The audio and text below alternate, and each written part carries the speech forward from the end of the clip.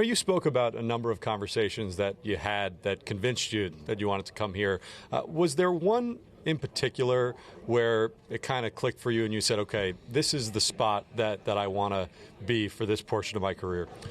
I wish I could say that there was one conversation, but it really wasn't. It was, I had to look at the big picture. I think when I took a step back and really sat down with my family and talked about the decision, I think one of the things that stuck out most to me was the conversation with Steve Cohen, not you, and just how it was a very personal conversation. I think he was very curious as to just get to know me as a person, what drives me as an athlete, and that meant a lot to me, and I think it gave me a little insight into what he envisions or how he sees this organization, which is it's not just an investment of his. This means a lot to him, and he wants to intimately know the people and players that are part of this thing. So what more could you want from an owner as a player than that? And ultimately that was one of the driving factors. So I'll ask you the same question then. What is it that drives you, not just as an athlete over the course of your career, but someone who's accomplished all you've accomplished to still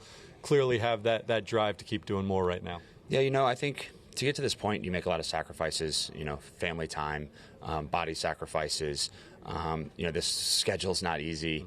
There's a lot that goes into it. And, I think why would I put all of that work in to get myself to this point in my career and then not finish it? You look back at all of the people that have come along that have helped me get to where I'm at now, and it would be a disservice to everybody that's given me their time and their effort, including myself, the time and effort that I put in, to not squeeze every last ounce out of my career. And I don't feel like I'm anywhere close to that point yet. And like I said up on the podium, when I'm all said and done, whenever that is, whether it's 5 years, 10 years, who knows what the number is, but there will be no stone unturned to allow me to have been as successful as I possibly can be for as long as I possibly can be. Well, you're coming off a year that in many respects was the best of your career, coming off Tommy John surgery. How were you able to do that, to reach somehow another level, 1.75 ERA at this point in your career, and again, coming off of a long layoff like you did? I think a positive mindset goes a long way. I think when I found out I needed Tommy John surgery, my whole mindset was, okay, how am I going to get better through this process? And, I think when you're just so looking for new information, it has a funny way of finding you, and I was able to learn more about my body than I ever had before, and I think that really carried me into the season and through the season, and I think, I'm very hopeful that when I look back at the career as a whole, this moment that can be perceived as so negative, oh my gosh, you need Tommy John surgery. I'm very hopeful that when I do look back, it's going to be one of the highlights of my career because of what I learned through that process will carry me through the finish line the way I want to be carried through the finish line. Is it all physical that you learned about yourself in the process, or is there a mental side, not just getting through a rehab like that, but also with all the information, a pitcher like yourself kind of utilizing that to exploit hitters in a way that you never did before? Well, it's a great question, and the information is great as a way to exploit hitters, but I think more importantly, the growth that I had as a father, as a human being, is something that the silver lining. So silver lining is not doing it justice.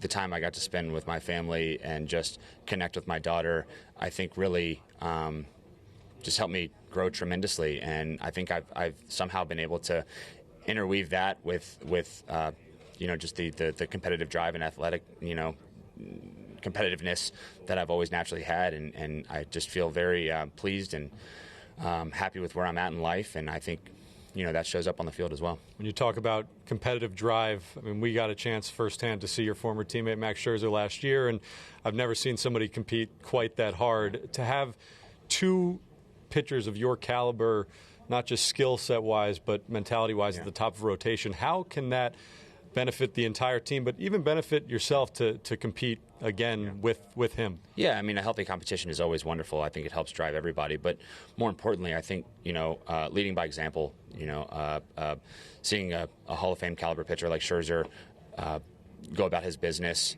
I think can only help everybody, including myself. I haven't played with Max in years, so to see how his routine has changed and what's benefited him at this point versus back when we played together, I'm really excited to start talking to him about that.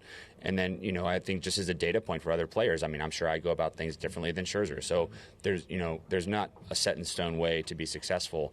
I think you can take bits and pieces from everybody and find your routine that makes you great. And so hopefully me being involved, the guys that watched a lot of Scherzer, I think maybe can watch me and maybe take something different from that. And, hopefully I think the goal is to make everybody better and make a championship caliber organization. Well, Justin, we appreciate the time. Congratulations again, and we'll see you in Port St. Lucie soon enough. All right, guys, Steve Cohen, the reason he came here, not Steve Gelbs. Back to you. We figured that, Steve. But listen, the Gelbs man might have had his input as well, which is always intriguing.